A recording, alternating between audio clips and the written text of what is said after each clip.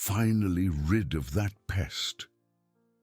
The icy thought echoed in the stepmother's mind as she pushed the small boy, feverish and trembling, into the damp darkness of the forest. The boy coughed, tears streaming down his dirty face as the car drove away, leaving him alone among the towering trees and the frightening sounds of the night. He huddled, his tiny body convulsing from cold and fear, when suddenly a colossal shadow moved among the bushes, and what emerged was not what he expected. Amber eyes gleamed in the darkness, and a deep growl made the ground tremble. Little Lucas's heart, already so weak from fever and terror, felt like it would leap from his chest. He closed his eyes tightly, awaiting the blow, the pain, the end that seemed inevitable. The growl, however, was not accompanied by an attack. Instead, he felt a gust of warm, damp air, and when he dared to open his eyes again, he saw the immense head of the brown bear just inches from his face. The amber eyes, which had seemed menacing before, now gazed at him with a curious, almost gentle intensity. A gigantic paw moved slowly, not to harm, but to gently push away a branch that was nearing the boy. Lucas couldn't understand. His body trembled uncontrollably, not just from cold, but from an overwhelming confusion. He had been taught that bears were dangerous, wild beasts. But this creature, with its warm breath and deep gaze, didn't seem to want to hurt him. The bear moved a little closer and then, to the boy's utter astonishment, lay down beside him. The massive warmth of the animal's body began to radiate into Lucas's small body, a warmth he hadn't felt for hours. The boy instinctively huddled closer, desperately seeking that warmth that was beginning to ward off the biting cold of the night. Far away in the luxurious mansion, the stepmother, Mrs. Alana, calmly sipped herbal tea. An almost imperceptible smile played on her thin lips. That nuisance, that constant reminder of the life she didn't want, was finally out of her way. She imagined the boy succumbing to the cold, the illness, the dangers of the forest. She felt a perverse relief, a sense of freedom she hadn't experienced in a long time. To her, Lucas was merely a pawn in the game of her inheritance. The thought that he might have found any luck in the forest didn't even cross her mind. Meanwhile, in the damp darkness, Lucas felt the fever burn, but the bear's warmth was an unexpected balm. He coughed again, a faint sound that made the bear lift its head and emit a low sound, almost a worried grumble. The creature then, with a surprising movement of delicacy, used its snout to nudge the boy closer to its furry flank. Lucas, exhausted with heavy eyes, felt strangely safe. That animal, which should have been his predator, was acting as a guardian. The tears that now streamed down were a mix of despair and a flicker of hope, an emotion as fragile as his own life. The fine rain continued to fall, but under the protection of the bear's body, Lucas was relatively dry. He heard distant noises, perhaps from other animals, but the bear remained alert, its eyes scanning the darkness. Each time a louder sound echoed, the bear emitted a low growl which seemed to ward off any threat. The boy, his head resting on the soft, warm fur, felt the steady rhythm of the animal's breathing. It was a heartbeat of life, strong and protective, contrasting with the fragility of his own heart. On that cold and desolate night, Lucas found an unlikely refuge, a furry angel that defied all logic and the world's cruelty. He closed his eyes, finally allowing himself a restless but warm sleep. Lulled by the warmth and silent presence of his giant protector, Lucas woke with a start, his body still heavy with fever, but with an unusual warmth that confused him. He opened his eyes slowly, and the first thing he saw was the dense brown fur of the bear, which still slept deeply beside him, its massive flank a mountain of protection. The forest was enveloped in a morning mist, and the rain had ceased, leaving the leaves dripping and the air fresh and damp, smelling of wet earth. The boy tried to move, but his muscles were sore and weak, as if every fiber of his small body protested. The bear, sensing the slightest movement, opened an amber eye, gazing at Lucas with the same curious intensity as the night before. There was no aggression, just a silent vigilance, a look that seemed to understand the boy's fragility. A gnawing hunger began to tighten Lucas's stomach. He hadn't eaten in a long time, and weakness overwhelmed him, making it difficult even to breathe deeply. The bear, as if perceiving his discomfort, rose with a slow, majestic movement without a sound. Lucas flinched, a childish dread tightening his chest. He feared the animal would leave, abandoning him to the mercy of loneliness and the dangers of the forest, or worse, that its patience had run out. But the bear merely stretched its massive body, yawning silently, and then sniffed the air with its damp snout. With a final look at Lucas, which seemed a silent promise of return, it moved away, disappearing into the dense vegetation, leaving the boy with an icy void in place of the warmth that had enveloped him. Meanwhile, at the mansion, Mrs. Alana enjoyed a hearty breakfast in the dining room, where luxury reigned supreme. The sun streamed through the tall windows, illuminating the crystal and silver, but it did not warm her icy heart. She leafed through a newspaper, her mind distant, but a subtle, cruel smile still marked her thin lips. No one in the house had questioned Lucas's absence. She had dismissed the nanny, and the servants had strict orders not to meddle in family affairs. "The boy is ill and needs absolute rest," she had said, a lie that seemed to have convinced everyone, or at least silenced them. The absence of any fuss about the boy was music to her ears, confirming that her plan was proceeding without obstacles. Back in the forest, Lucas tried to stand up. Every movement was a painful effort, and his head throbbed. His throat was dry, and the fever seemed to rise, burning him from within. He dragged himself to a puddle, drinking eagerly, feeling the icy liquid slightly relieve the burning in his mouth. Despair threatened to swallow him again, a dark wave of loneliness. Would this be his end, after all? Just when he had found a glimpse of protection, he was alone again, without strength. Tears began to roll, hot and bitter, mixing with the puddle water. He missed his father, his mother, the few good memories he had before Alana entered their lives. Suddenly, a rustling of leaves caught his attention, pulling him from his sad thoughts. Lucas's heart pounded. He expected the worst, perhaps another wild animal, a real danger. But to his surprise and relief, the bear reappeared, and in its mouth it carried a handful of vibrant red wild berries.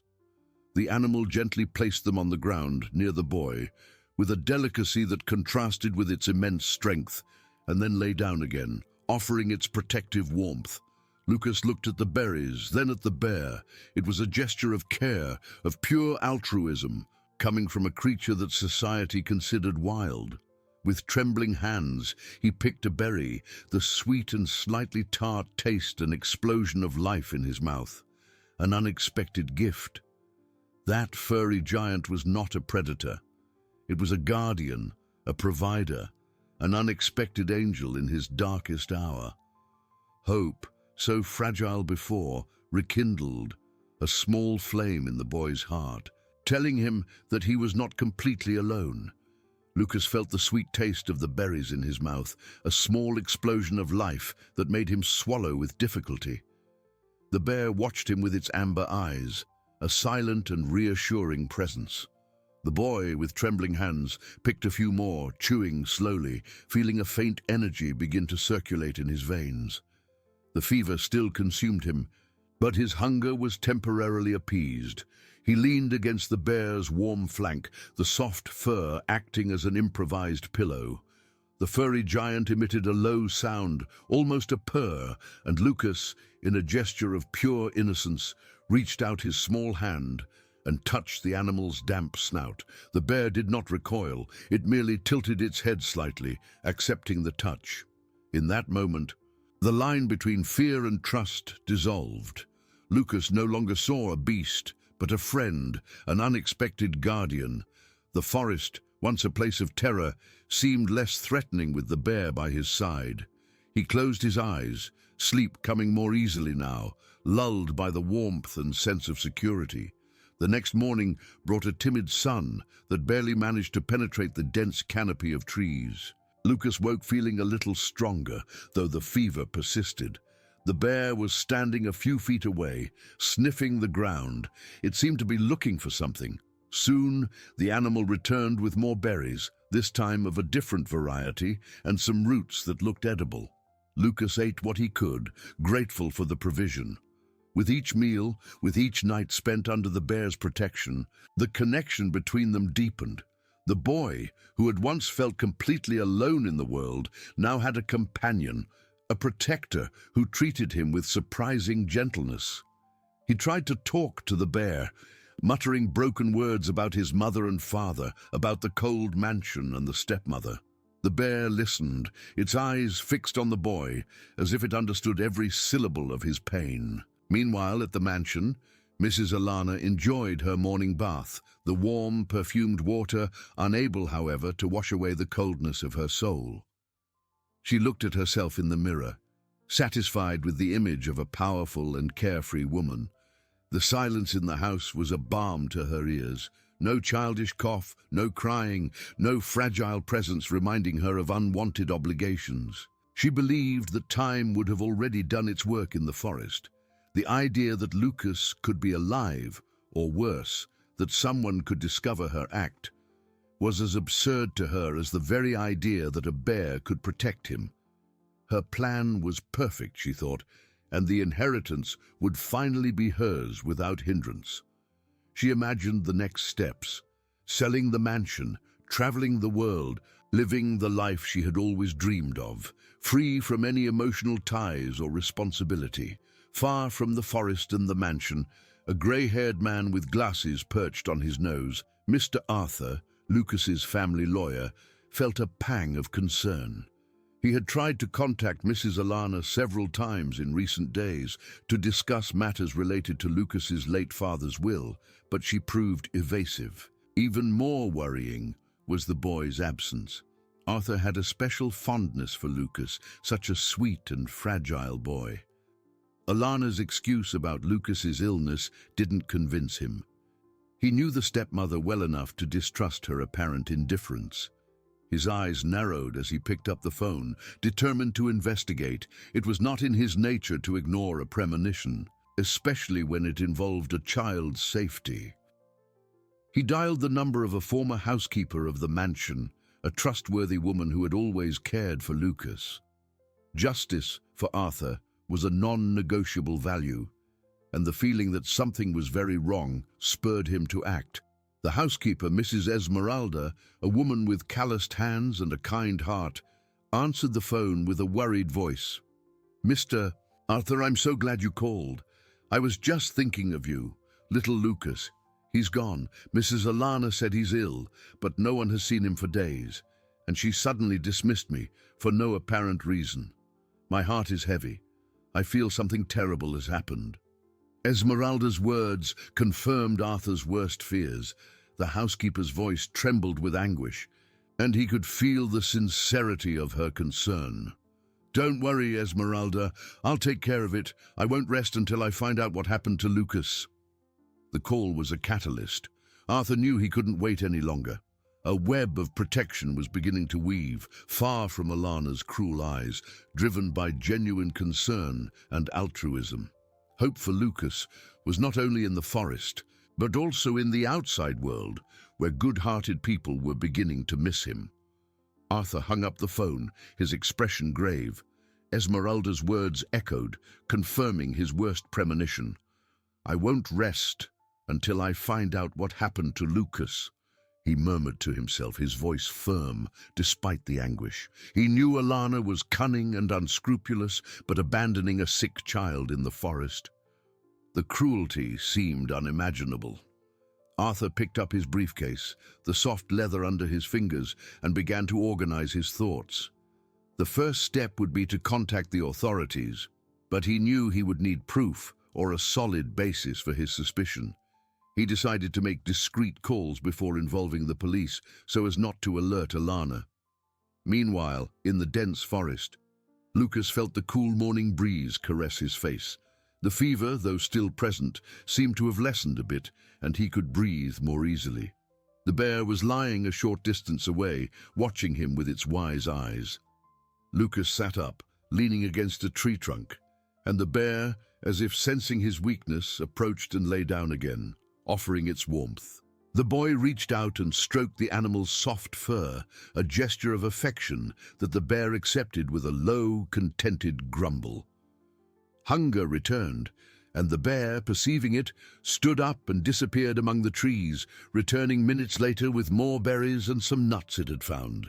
Lucas ate with gratitude, with each bite feeling renewed strength, a small victory over illness and helplessness. The connection between them deepened with each passing hour, a bond of trust and protection that transcended species barriers. At the mansion, Alana was on the phone, discussing the details of a luxury trip to Europe. Her smile was wide and relaxed, her voice full of enthusiasm. Lucas's absence was no longer a concern. It was an accepted and welcome reality. She felt free, light, as if a huge weight had been lifted from her shoulders. The idea that someone could question the boy's absence was as remote as the possibility of a miracle. She had constructed a convincing narrative for the few who dared to ask. Lucas was undergoing special treatment in an isolated location, away from prying eyes. No one dared to doubt the powerful Mrs. Alana. Her world was perfect, shielded against any intrusion. Arthur, in turn, was immersed in his investigation. He had called Lucas's doctor, who confirmed the fragility of the boy's health and the need for constant care. Alana's excuse about special treatment sounded increasingly hollow.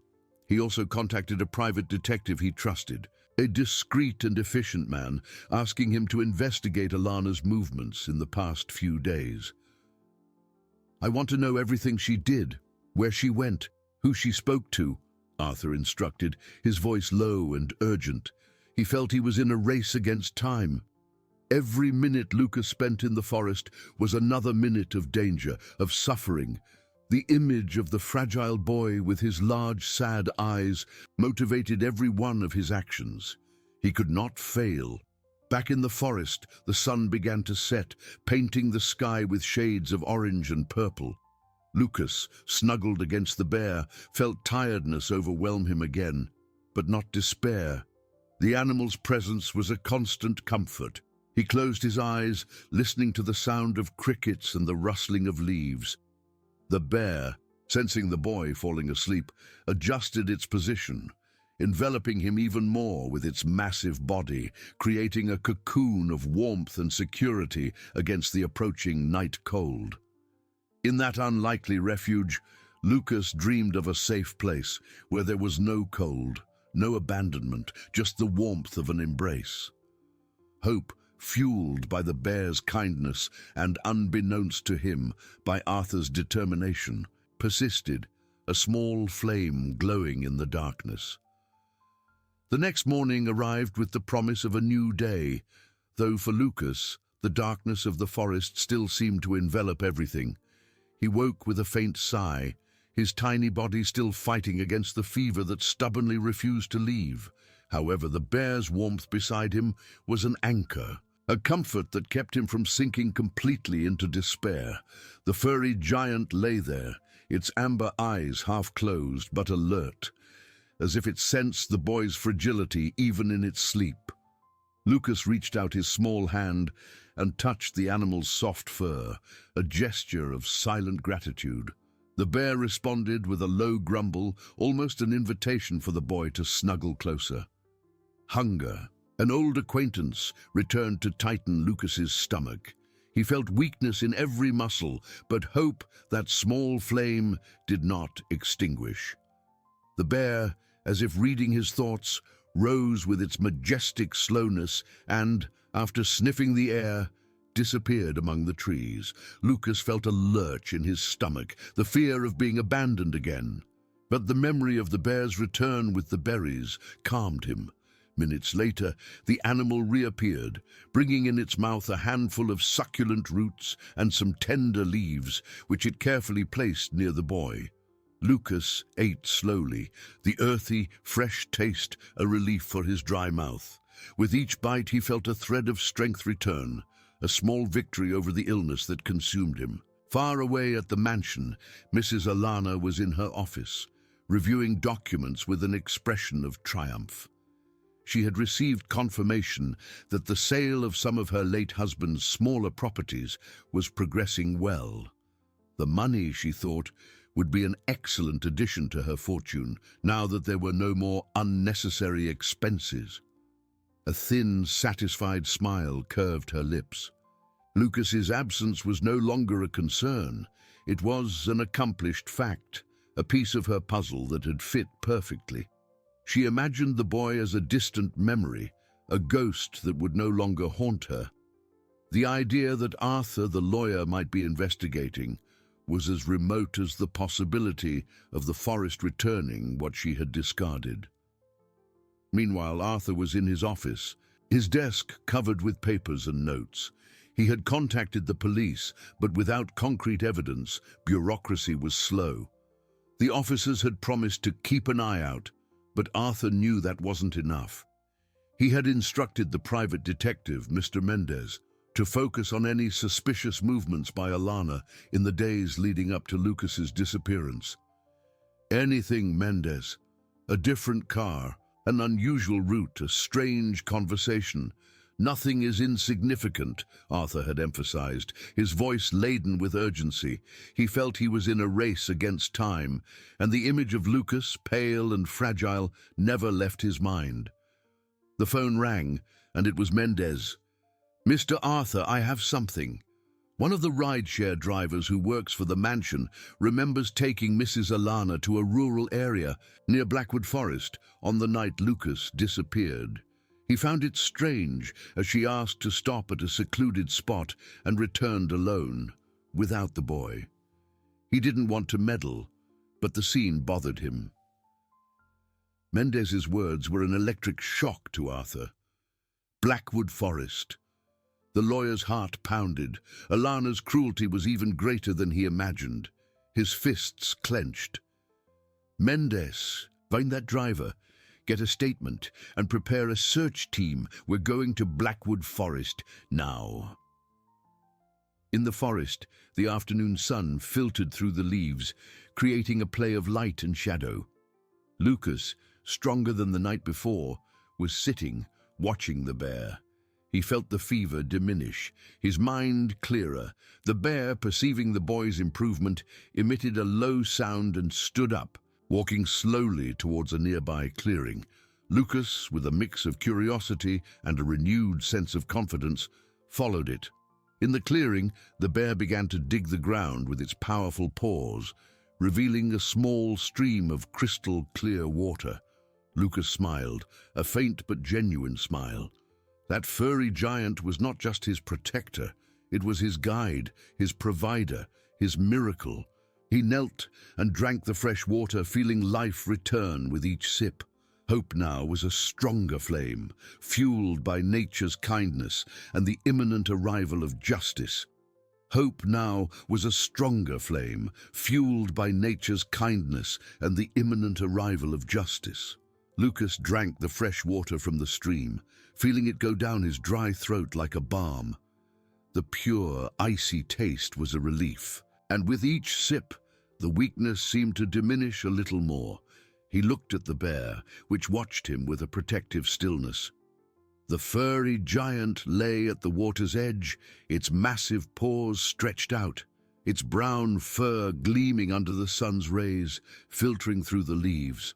The boy felt a warmth in his chest, a deep gratitude for that creature that, against all expectations, had become his guardian. The fever was still there, an uncomfortable presence, but it seemed to have receded, leaving Lucas with a mental clarity he hadn't felt in days. He smiled, a small and sincere smile, and the bear emitted a low grumble in response, as if it understood the boy's joy. Far away, Arthur and Mr. Mendez hurried down the dirt road leading to Blackwood Forest. The detective had managed to gather a small team of volunteers and some forest rangers, all moved by the urgency of the situation and the moving description of the fragile boy. Arthur felt his heart heavy, a mix of hope and dread. The image of Lucas, so small and defenseless, abandoned in that wild place, was a torment. Mendez, at the wheel of a sturdy jeep, kept his eyes fixed on the uneven road. The driver described the stopping point as a sharp bend, with a large rock to the left. Mendez said, his voice grave. It's not an easy place to find, but he remembered the details. With every meter traveled, Arthur's anxiety increased. He looked at the dense wall of trees that rose ahead, imagining the dangers Lucas might have faced. Justice, for him, was not just a legal matter, but a moral imperative, a call to protect the vulnerable. At the mansion, Alana was in ecstasy. Phone in hand, she finalized the details of her trip to Paris. Yes, the presidential suite, please, and a private driver to take me to the airport early tomorrow, she instructed, her melodious voice full of self-confidence. She saw herself free from all ties, from all unwanted responsibilities. The silence in the house was a testament to her success. No one questioned Lucas's absence anymore. The special treatment story had solidified. She smiled at her reflection in the mirror, the image of a victorious and unshakable woman. The world, she thought, was finally bending to her will. The idea that her facade could crumble, that Arthur could be so close to unraveling her secret, was something that didn't even cross her mind.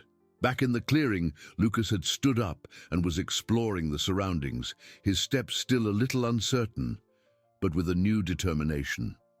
The bear followed him closely, a protective and silent shadow. The boy found some vibrant wildflowers and smelled them, a small gesture of discovery and joy. The forest, once a labyrinth of fears, now revealed its beauty. He felt safe, cared for. The connection with the bear was an invisible but powerful bond, a language of trust and affection that transcended words. He touched the bear's fur again, and the animal nudged its snout against his hand, a caress that warmed the boy's heart.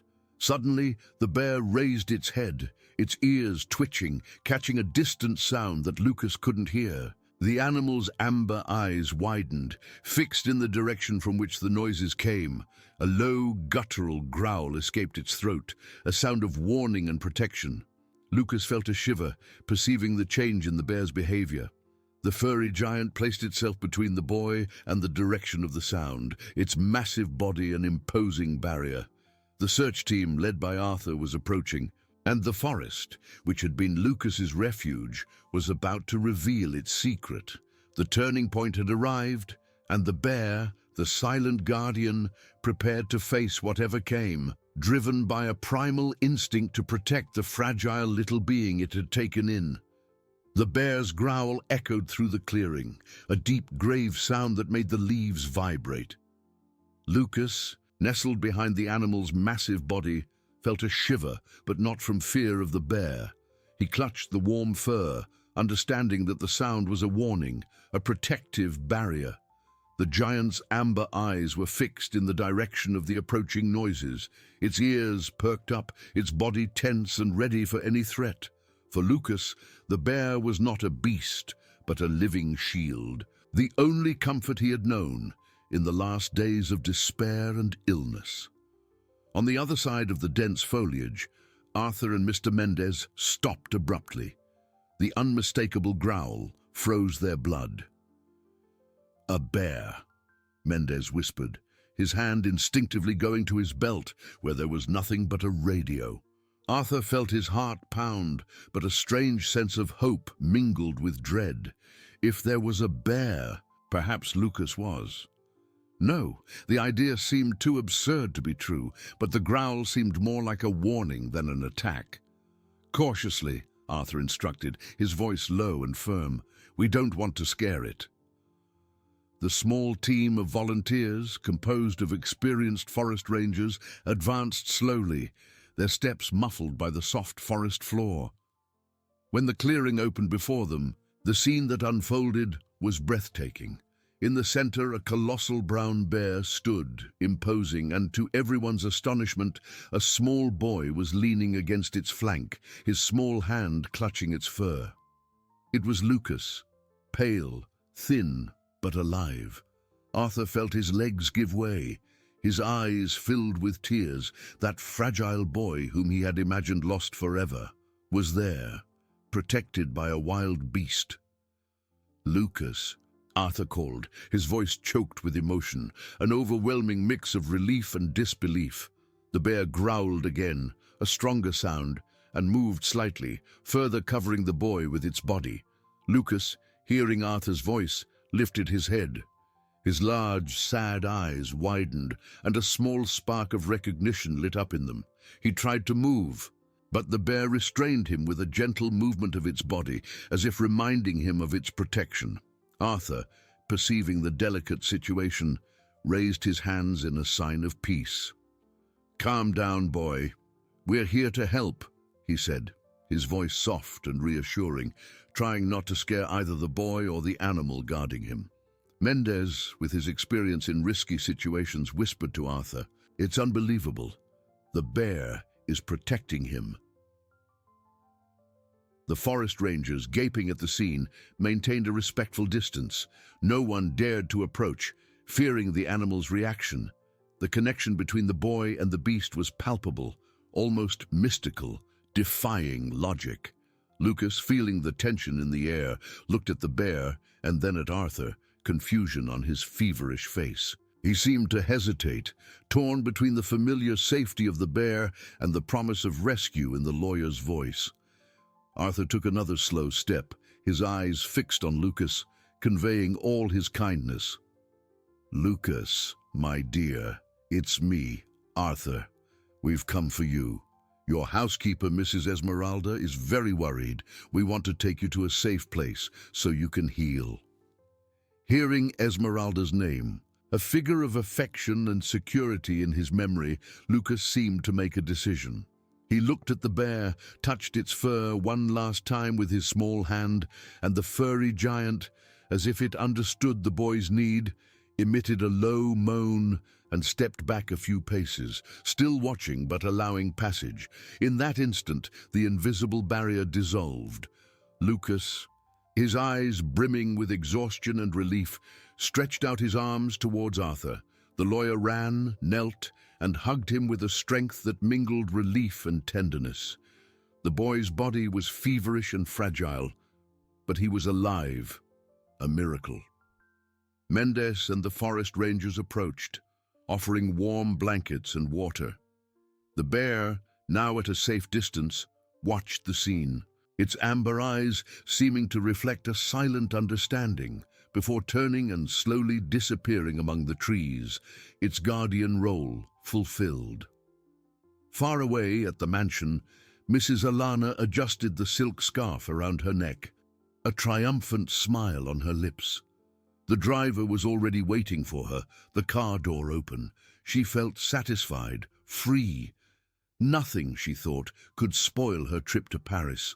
Little did she know that the world was about to turn upside down, and that the forest, which she believed had silenced a nuisance, had, in fact, revealed a miracle and sealed her fate. Arthur held Lucas in his arms, feeling the light weight of the boy, a weight that carried the promise of justice and the strength of a human and animal connection that defied reason. Arthur held Lucas tightly against him, feeling the feverish warmth of the small body, but also the faint, steady pulse that confirmed life. Tears streamed freely down his face, mixing with the forest dust. The forest rangers and Mr. Mendez approached cautiously, their faces marked by contained emotion. One of them, a gray-haired man with kind eyes, extended a thermal blanket. "Let's warm him up, Mr. Arthur, and we have a first aid kit." With trembling hands, Arthur wrapped Lucas in the soft blanket, feeling the relief from every fiber that promised warmth and protection. The boy, exhausted, merely snuggled closer, his eyes half closed, but a slight tremor running through his body. The team acted with efficiency and care. One of the rangers checked Lucas's breathing and pulse, while another prepared a bottle of water with electrolytes. "He's very dehydrated and has a high fever, but the worst seems to be over," the ranger said, his voice laden with hope. "We need to get him out of here urgently." Mendez was already on the radio, coordinating the arrival of an ambulance at the nearest point on the road. The forest, which had once seemed a dark labyrinth, was now a path to salvation. Arthur, with Lucas still in his arms, began to walk slowly, guided by the rangers. Every step was a silent prayer, a promise that he would never again allow that boy to suffer. At the mansion, Mrs. Esmeralda sat in the living room, the phone in her hands, Lucas's image in her mind. Anguish tightened her chest, but a strange premonition, a thread of hope, prevented her from succumbing to despair. Suddenly the phone rang. It was Arthur. "Esmeralda, we found him. Lucas is alive." His voice, choked, could barely complete the sentence. The housekeeper let out a muffled cry, tears streaming down. "Thank God! Where is he? How is he?" Arthur quickly explained, emotion overflowing. "He's fragile, but he's safe. We're on our way to the hospital. Prepare a room for him, Esmeralda, and prepare to welcome him back." Meanwhile, Alana, in her luxurious bedroom, finished packing her last suitcase. A victorious smile adorned her lips. The driver was already waiting for her in the lobby. "Paris awaits me," she murmured to herself, adjusting a pearl necklace. Lucas's absence was an insignificant detail, an erased stain from her perfect life. She descended the stairs with the lightness of someone with nothing to fear, her heart full of plans and her mind free of guilt. The mansion door opened for her, and the luxury car awaited, ready to take her to the airport, to her new life of freedom and opulence. She didn't notice the police car slowly approaching down the street, nor the journalists already discreetly gathering around the property, alerted by anonymous sources about an extraordinary story that was about to break. At the hospital, Lucas was immediately attended to. The doctors and nurses acted with speed and gentleness, impressed by the boy's story and his furry guardian. Arthur did not leave him for a single minute, holding his small hand while the examinations were done. The fever began to subside under medication, and Lucas's tiny body, finally safe, relaxed. The story of the boy and the bear, a miracle of nature and kindness, began to spread like wildfire, touching hearts and exposing the cruelty that preceded it. Justice, slow but relentless, was finally in motion, and Alana, on her flight to freedom, was about to discover that there was no escaping what the forest had revealed. The world was about to witness the strength of resilience and the power of an unexpected connection. At the hospital, Lucas slept a deep, medicated sleep, the first truly peaceful sleep in days. The fever, now a residual warmth, was a reminder of the battle. Arthur sat by the bed, his hand gently resting on the blanket. He watched Lucas's soft breathing, a balm for his soul. The doctor confirmed that the worst was over. Lucas was dehydrated and malnourished, but his resilience, combined with the bear's protection, had worked a miracle. Arthur felt a lump in his throat, a mix of relief and anger at the cruelty. He vowed that Alana would pay for every tear and despair. At the mansion, Mrs. Esmeralda hurried, her eyes brimming with joy. Lucas's room was being prepared with care. She could hardly wait to hug her boy, to care for him, ensuring he would never again feel cold or fear. The news of his recovery and the bear's story had already spread, and the staff celebrated in silence. Far away at the airport, Mrs. Alana paraded with her designer suitcase, a confident smile. She savored her newly acquired freedom. Paris awaited her, a life without the ties of a sick stepson. She approached the check-in counter, handing over her passport with an air of superiority. "First class, please," she said. However, before receiving her boarding pass, a firm hand rested on her shoulder. Alana turned, irritated, to find two serious police officers. Behind them, journalists with cameras and microphones crowded around. "Mrs. Alana Miller," a police officer asked, "we have questions about the disappearance of Lucas Miller." Alana's smile froze. Her heart skipped a beat. A chill ran down her spine. The image of Arthur and Mendez, whom she had underestimated, invaded her mind. She tried to maintain her composure, but her eyes betrayed panic. "Disappearance? What are you talking about? Lucas is undergoing special treatment," she stammered, her voice losing its melodic quality. A journalist stepped forward. "Mrs. Miller, is it true that Lucas was found in Blackwood Forest, protected by a brown bear, and that he was abandoned and had a high fever?" The words hit Alana like a lightning bolt. The story she had woven crumbled, exposed by the truth. Her face paled. She felt the ground disappear beneath her. Cameras flashed, blinding her. The reproving stares of the passengers pierced her. "Please, Mrs. Miller, we need you to accompany us to the police station," said the other officer. Alana looked at the crumpled Paris ticket and the inquisitive faces. Her escape, her triumph, everything had turned into a public nightmare. The mask of coldness shattered, revealing the cruel woman. The world was turning against her. Justice was there, under the flashes and the condemning stares. Arthur received the call from Mendez. The news of Alana's confrontation at the airport brought bitter satisfaction. The image of her, cornered by the police and media, was justice beginning to unfold. He looked at Lucas, the innocent boy who had suffered so much, and felt renewed hope. The path to Lucas's healing would be long, but he would not be alone. Love and justice surrounded him. Love and justice surrounded him.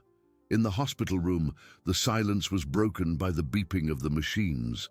Arthur felt the weight of responsibility, but also renewed strength. He knew Lucas would need more than medical care. He would need a home, unconditional love. The decision solidified. He would be Lucas's guardian with all his affection. He stroked the boy's fine hair. Far away at the airport, chaos swallowed Alana. Journalists' questions were arrows, each flash a hammer on her facade. Taken to the police station, the coldness of her gaze couldn't hide the trembling of her hands. The interrogation was exhaustive. The driver's story, the ranger's testimonies, and Arthur's testimony about the abandonment painted a grim picture. Alana tried to deny, but the evidence accumulated, and her arrogance crumbled. The news of her arrest exploded in the media. At the hospital, Lucas opened his eyes. The fever had diminished. The mental fog dissipated. He saw Arthur, his face tired, but with a gentle smile. "Arthur?" he whispered faintly. Arthur leaned in, his eyes brimming. "Yes, my dear, I'm here." Lucas felt an unprecedented comfort. He remembered the bear, the fresh water, the protective warmth. It was like a dream, but the security was real. Mrs. Esmeralda arrived at the hospital, laden with toys and a hug for Arthur. Seeing Lucas awake, her eyes overflowed. "My little one, thank God you're well." She hugged him gently, feeling the fragility of his body and the strength of his survival. The housekeeper promised to dedicate every moment to restoring the boy's joy and health. The story of the bear boy spread, inspiring millions. Letters and donations arrived at the hospital from people touched by Lucas's bravery and the animal's compassion. The forest, once seen as a place of dangers, was now the stage for a miracle, a reminder of the deep connection between nature and humanity. Arthur read some letters to Lucas, who listened with childlike curiosity without understanding the scope of his legend. He merely felt the affection. Days turned into weeks. Lucas began to eat better, to play, his steps gaining firmness. With each laugh, with each step forward, Arthur felt his heart fill with joy. He spent hours with Lucas, reading stories, drawing, being present. The mansion, once a cold place, was being transformed. Lucas's room redecorated with vibrant colors and new toys, awaiting his return. Alana, on the other hand, faced imprisonment. Her lawyers tried, but public opinion and the evidence were irrefutable. The coveted fortune would be used for her defense, a cruel irony. She found herself alone, stripped of her image and freedom. A woman who, in her selfish quest, had lost everything. The coldness that defined her was her own cell, and the silence, once a symbol of control, was an echo of her loneliness. Lucas's future, however, shone with the promise of a home full of love and a chance to rewrite his story. Lucas, with the renewed glow of health in his eyes, was finally discharged from the hospital. That day, sunny and full of promises, marked the beginning of his new life. Arthur, with a smile that lit up his entire face, waited for him at the room door, holding a small backpack with the boy's few belongings. Mrs. Esmeralda stood beside him, her hands clasped over her chest, emotion overflowing in every line of her face. Her eyes, once brimming, now sparkled with contained joy. "Let's go home, my little one," Arthur said, his voice soft and full of affection, as he picked Lucas up. The boy nestled his head on his shoulder, feeling the warmth and security he had so lacked.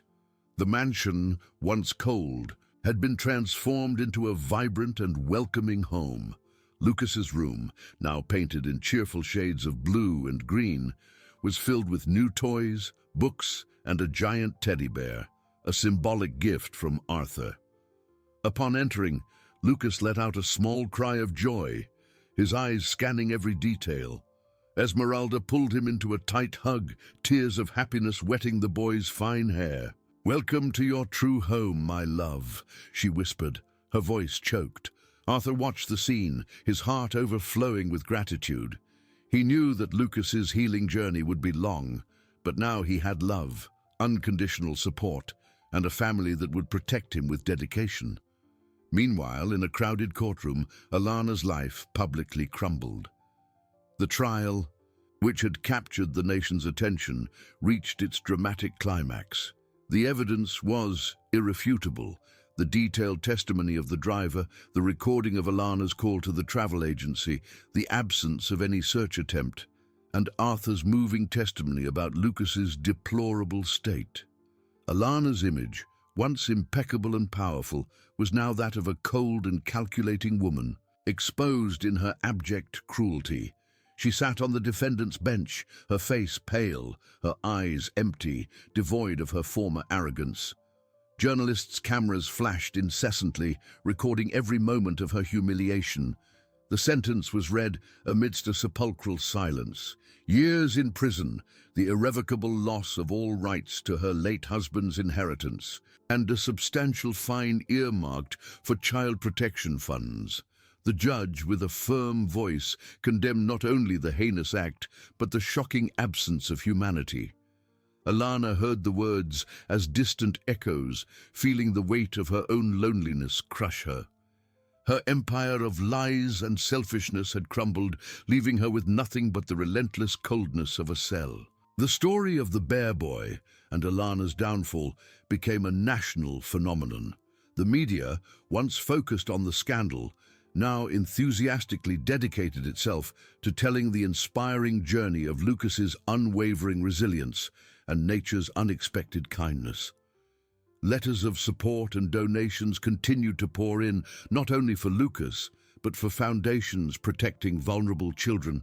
Inspired by his journey, the legend of the bear that defied nature to save a human life inspired millions, a powerful and moving reminder that compassion could emerge in the most unexpected places. The connection between Lucas and the bear was seen as a symbol of renewed hope, a beacon of altruism in a world that often seemed to forget essential goodness.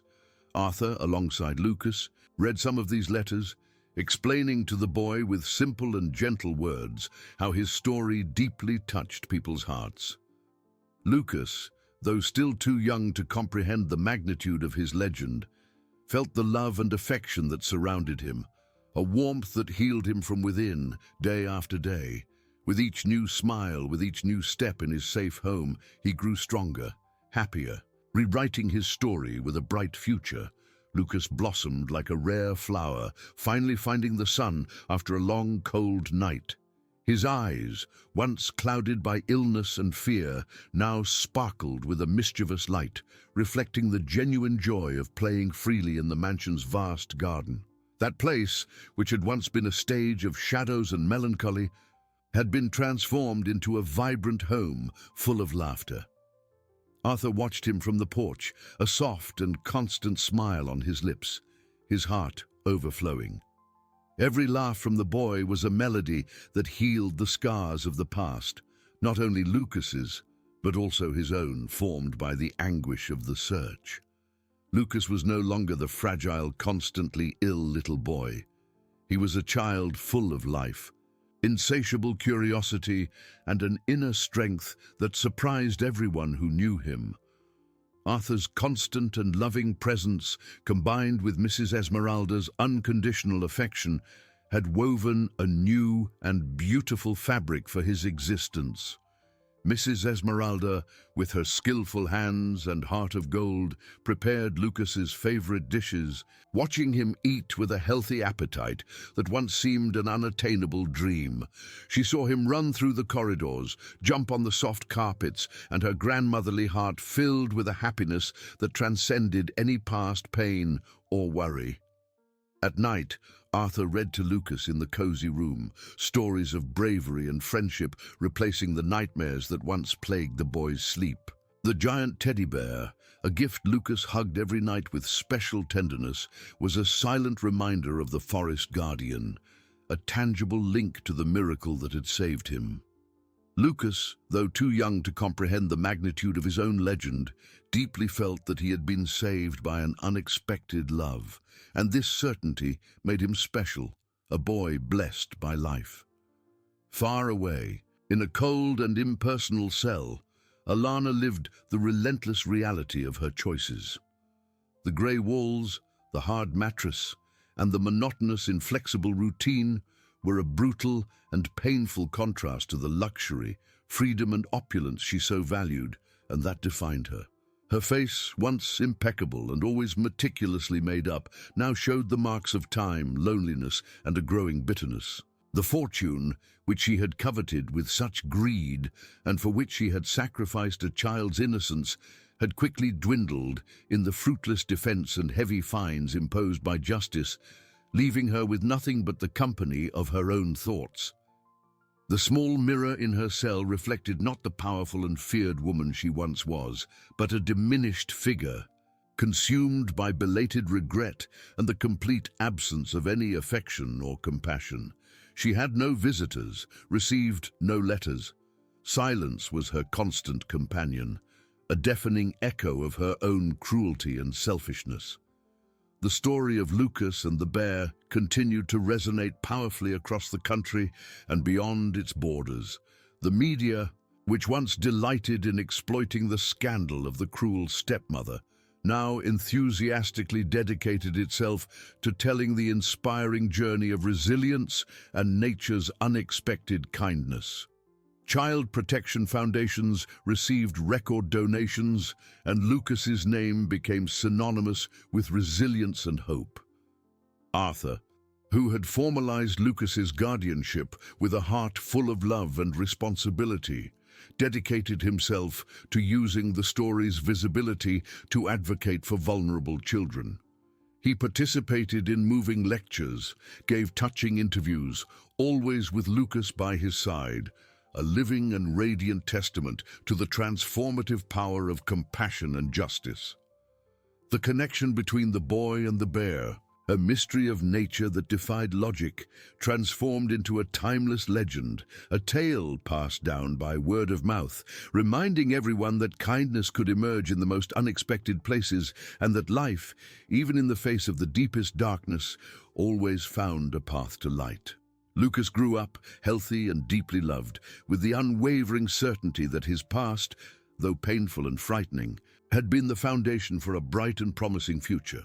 He knew that Arthur and Esmeralda's love was a precious gift, and that the memory of the bear, his furry and silent angel, would forever be an inseparable part of his soul, a constant reminder that life always offered a second chance and that justice, in the end, always prevailed, weaving a happy ending for a story that began with so much pain and despair, but culminated in a triumph of love and hope.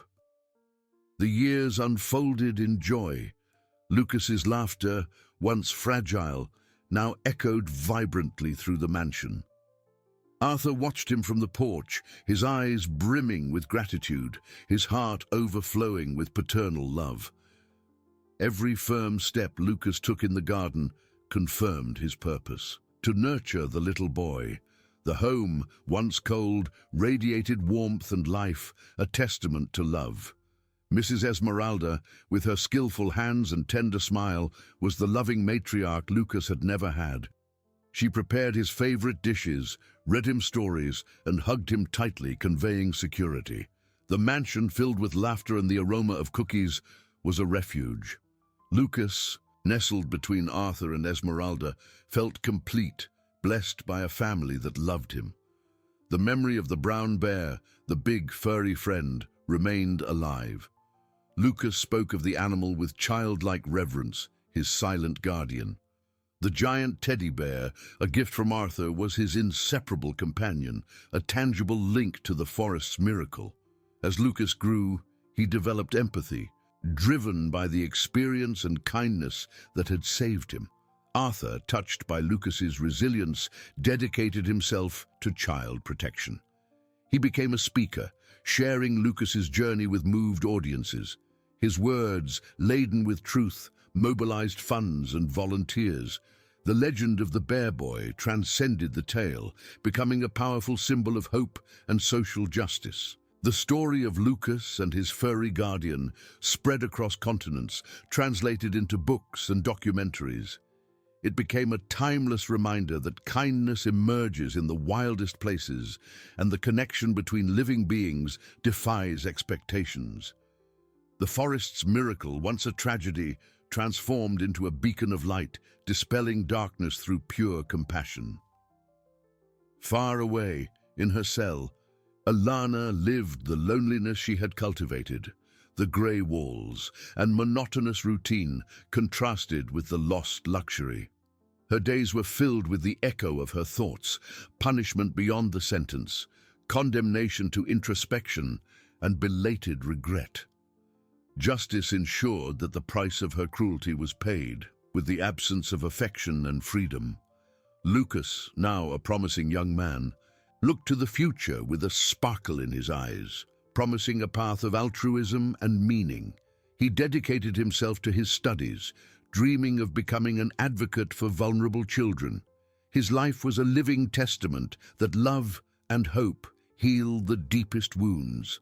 The scar of his past was not a burden, but a mark of his resilience, a reminder that life offers second chances and kindness always prevails. Lucas, now an 18-year-old young man, was about to start law school with the firm purpose of becoming a tireless advocate for children's rights. His eyes, which once reflected fear and illness, now sparkled with a serene determination and contagious idealism. He had not forgotten the forest, the cold, the fever, nor the warm embrace of the bear that had saved him. Those memories, far from being a burden, were the driving force of his calling. In every cause he embraced, in every child he met, Lucas saw a reflection of himself, a reminder that vulnerability could be overcome by compassion. Arthur, now with his hair streaked with silver, watched his godson with immense pride. That boy, whom he had rescued from the brink of death, had become a man of integrity, empathetic, and with a giant heart. Arthur continued his legal work, but now with an even greater focus on child protection, often alongside Lucas. Together, they formed a powerful duo, their stories intertwining to inspire and transform lives. The lectures they gave were always packed, and Lucas's presence, with his narrative of overcoming adversity, deeply touched the audience. He spoke with a clarity and passion that came from his own experience, emphasizing that kindness, however rare it seemed, always found a way. Mrs. Esmeralda, now a little more fragile in health but with an unshakable spirit, continued to be the safe haven of the mansion. Her eyes brimmed with emotion as she watched Lucas grow, a living testament to a miracle. She still prepared his favorite cookies and hugged him with the same tenderness as when he was a fragile little boy. The mansion, once a symbol of coldness and empty luxury, was now a home pulsating with love, laughter, and hope. A true sanctuary where the wounds of the past had been healed by unconditional affection. The legend of the Bear Boy continued to resonate, not just as a story of survival, but as a hymn to the connection between nature and humanity, and to the spirit's capacity for resilience. The giant teddy bear still held its place of honor in Lucas's room, a talisman, a silent link to the forest guardian. Lucas, in his moments of reflection, still felt the protective presence of the animal, an energy that reminded him of the unexpected kindness that had saved him.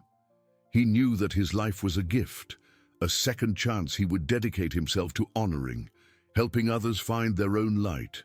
Meanwhile, in a distant and forgotten place, Alana aged in her cell, a shadow of her former self. The grey walls and loneliness were her only companions. Her empire of luxury and power had crumbled to dust, and the arrogance that defined her had been replaced by an existential void. She no longer had the sparkle in her eyes, nor the pose of superiority. Justice, slow but relentless, had fulfilled its role, not only with imprisonment, but with condemnation to a life without affection, without purpose, a bitter reflection of her own cruelty. Lucas, alongside Arthur, fervently dedicated himself to building a future where no child would be abandoned or forgotten. His story, once a tale of pain, had transformed into a beacon of hope, proving that love, compassion, and justice always find a way to prevail, weaving a tapestry of kindness that extended far beyond the confines of that forest, touching hearts and transforming the world, one act of altruism at a time. He carried with him the wisdom that true strength lay not in wealth or power, but in the capacity to love and give oneself to others, a legacy of the bear that had saved him and the family that had taken him in.